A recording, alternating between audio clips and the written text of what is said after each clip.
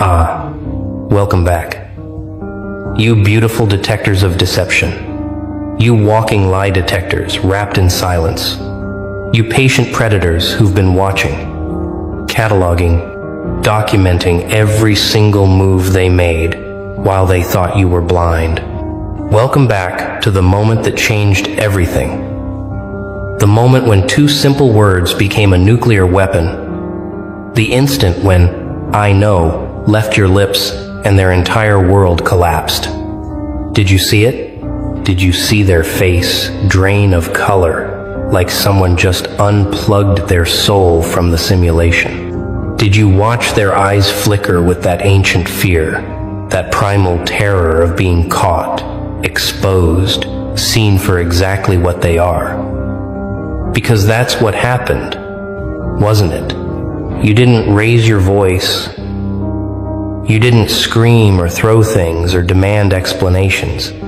You just looked at them with those eyes that have seen too much, survived too much, understood too much, and you whispered those two words that carried the weight of 1,000 sleepless nights. And just like that, their confidence shattered like glass hitting concrete at terminal velocity.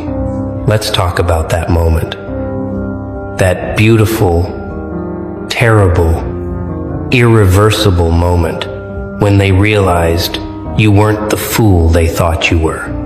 They had you categorized, didn't they? They had you filed away under naive and trusting and won't figure it out. They built their entire strategy around the assumption that you would stay blind, stay ignorant, stay conveniently unaware while they played their games in the shadows. They smiled to your face while plotting behind your back. They spoke in codes. They thought you couldn't crack. They left breadcrumbs they assumed you'd never follow. They underestimated the one thing they should have feared most, which is your silence, your patience, your ability to see patterns where others see coincidences. You weren't confused. You were collecting data. You weren't oblivious. You were building a case. You weren't trusting. You were testing. And every single test, they failed spectacularly while congratulating themselves on how well they were fooling you. Here's what they never understood about people like you, the ones who survive betrayal and come back sharper. You don't react immediately because you're processing, calculating, verifying before you strike, because you know that truth is a weapon that only works once, and when you use it, it has to be lethal. So you watched them lie about where they were, and you said nothing. You noticed the inconsistencies in their stories, and you smiled. You saw the messages they thought they deleted, and you kept your face neutral. You heard them mention details they shouldn't know, and you filed it away. Every lie became another piece of evidence. Every manipulation, another entry in the mental ledger you were keeping. And they had no idea that behind your calm exterior, you were building a case so airtight that when you finally decided to speak, there would be no escape, no excuses, no way to spin their way out of the truth, because you weren't going to give them a chance to explain. You were going to give them a mirror. And then came that moment, that fraction of a second that will haunt them for the rest of their pathetic lives. They were mid-sentence, probably spinning another elaborate fiction, probably adding another layer to their pyramid of lies, probably feeling quite pleased with themselves for maintaining the deception, and that's when you did it. You didn't interrupt dramatically. You didn't slam your fist on the table. You just waited for that perfect pause, that tiny gap in their performance, and you looked at them with eyes that had stopped pretending weeks ago, and you said it with a calm that was more terrifying than any scream could ever be. You said, "I know," and watched the light die in their eyes. It wasn't immediate. No. It was like watching a system crash in slow motion. First, the confusion, as their brain tried to process what you just said. Then the calculation, as they tried to figure out what exactly you knew. Then the fear, as they realized you knew everything. And finally the collapse, as they understood that every word they were about to say would be meaningless because the trial was over and they had already been found guilty. Did you see their mouth open and close like a fish drowning in air? Did you watch them scramble mentally, trying to find a response that would work, a deflection that would land, a counterattack that would shift the focus? But nothing came, because how do you respond to someone who just told you they've been 3 steps ahead of you this entire time? How do you lie to someone who's already seen the truth? How do you manipulate someone who's been studying your manipulation techniques like a doctoral thesis? You can't, and they knew it, and that's why their soul left their body right there in front of you. The person you were talking to disappeared, and what remained was just a hollow shell, trying desperately to remember how to breathe, how to think, how to exist in a world where they were no longer the clever one, no longer the one in control, no longer the puppet master, but the puppet who just realized their strings were being held by someone else all along. And that someone was you, sitting there with infinite patience, and that slight smile that said, "I've been waiting for this moment." You know what the most beautiful part was? The silence that followed. That thick, suffocating silence where they realized that anything they said would only dig their grave deeper. They wanted to ask, "What do you know?" But they were terrified of the answer. They wanted to deny everything, but they didn't know what everything was. They wanted to turn it around on you, but they had no ammunition left because you hadn't given them anything to use against you. You had been so careful, so strategic, so impossibly controlled, while they were sloppy, confident, careless in their deception because they genuinely believed you were too simple to see through their performance. And now here they were, standing in the wreckage of their own arrogance, watching you watch them with the kind of calm that comes from knowing you hold every single card, and there's nothing, absolutely nothing they can do to change the outcome. Because it was decided the moment you decided to stop pretending you didn't know. Let's dig deeper into what you actually knew, shall we? Because I know wasn't just about one lie, was it? It was about the pattern, the whole intricate web they had been weaving, thinking you couldn't see the threads. You knew about the conversations they had behind your back, the ones where they dissected your weaknesses and laughed at your trust. You knew about the plans they made, the alliances they formed, the contingencies they prepared for the day you might finally catch on.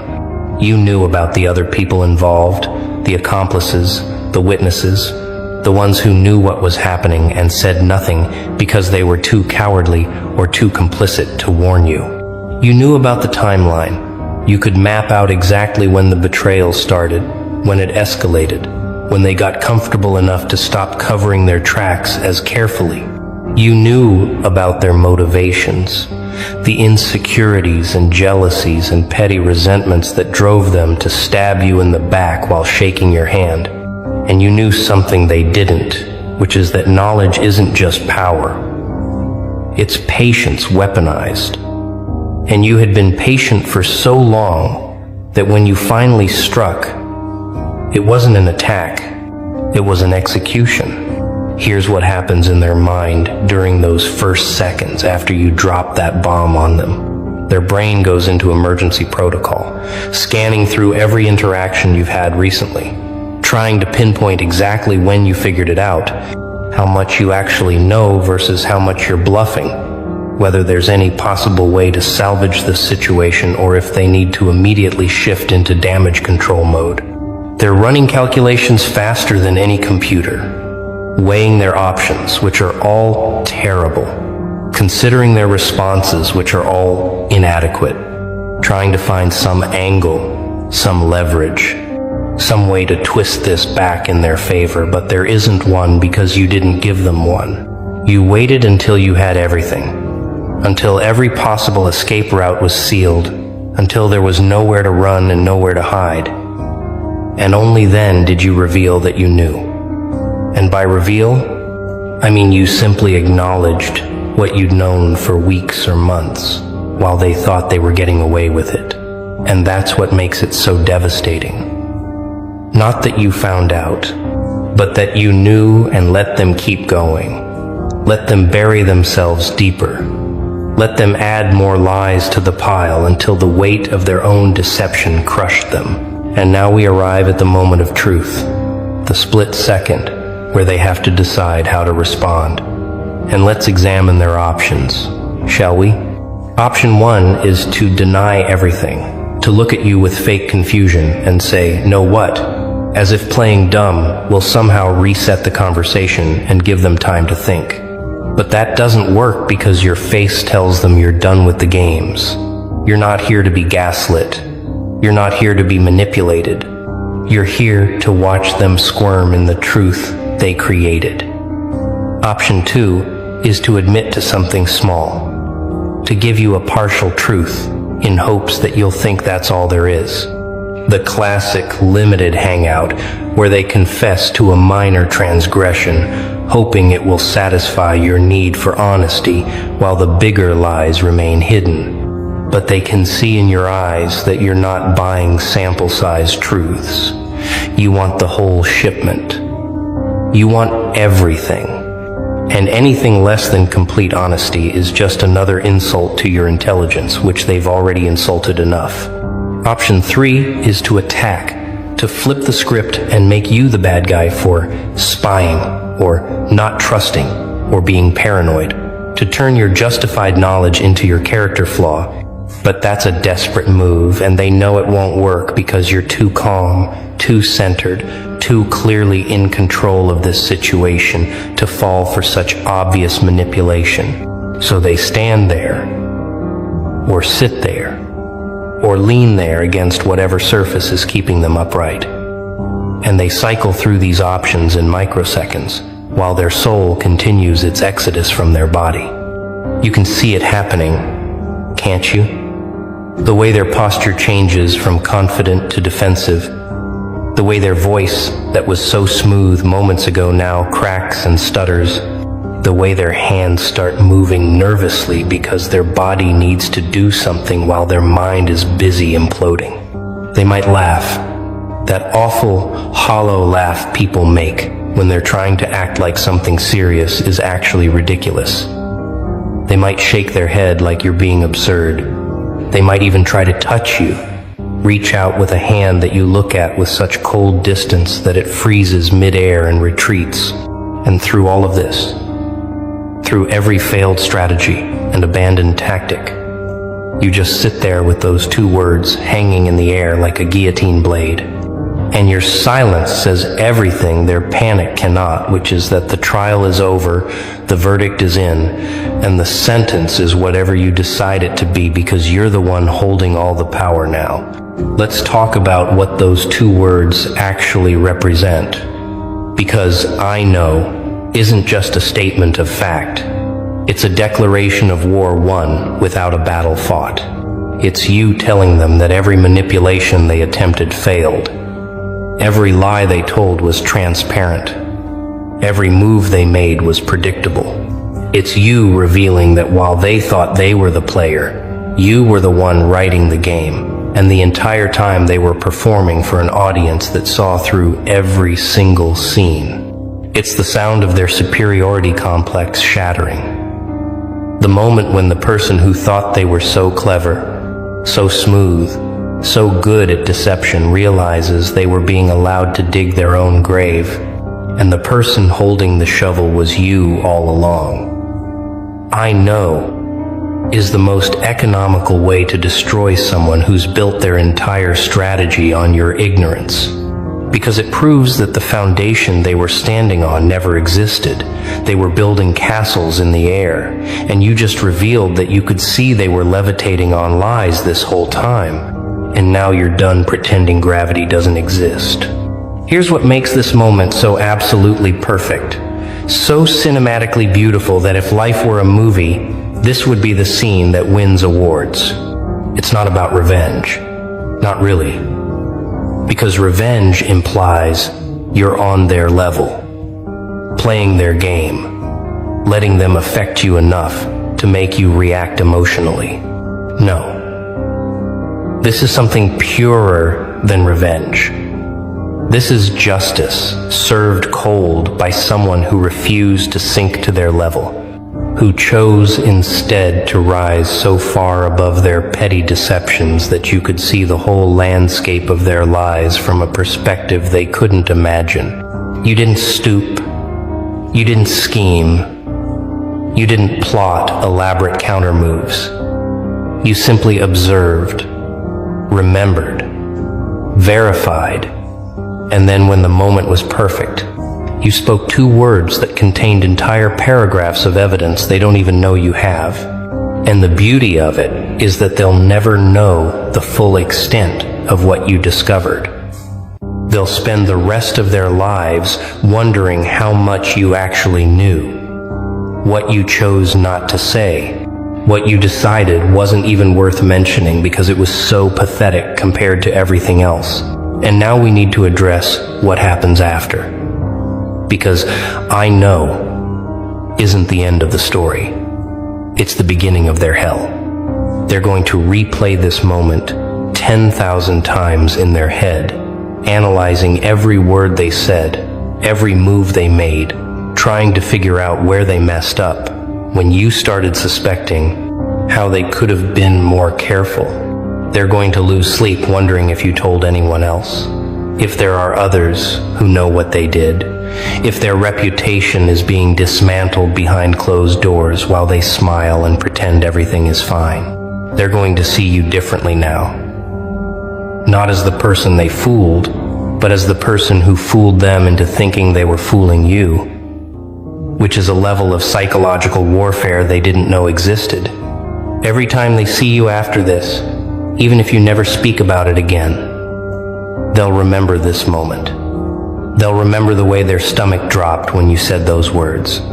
They'll remember the feeling of their soul evacuating their body in real time. And they'll know that you know. And they'll know that you'll always know. And that knowledge will eat at them like acid in their consciousness forever. You want to know the real reason those 2 words had such devastating impact? Because they revealed something terrifying about you. Something they had catastrophically failed to understand. They thought your kindness was weakness, your trust was stupidity, your patience was ignorance. But in that moment, when you looked at them with those eyes that have seen through every mask they've ever worn, they realized the truth, which is that you're dangerous, not in the loud, aggressive way that's easy to defend against, but in the quiet, observant way that dismantles people without ever raising a voice. You're the kind of dangerous that doesn't announce itself, doesn't make threats, doesn't need to prove anything because it knows what it knows and that's enough. You're dangerous because you can sit across from someone lying to your face and smile while cataloging every tell, every inconsistency, every mistake they make because they're so confident you won't notice. You're dangerous because you understand that knowledge is only powerful when the other person doesn't know you have it. And you had the discipline to sit on that knowledge until the perfect moment, which is a level of strategic thinking they will never possess. Let's examine the ripple effects of this moment, because when you destroy someone's illusion of control with 2 simple words, the shockwave extends far beyond just that conversation. Suddenly, they're questioning everything.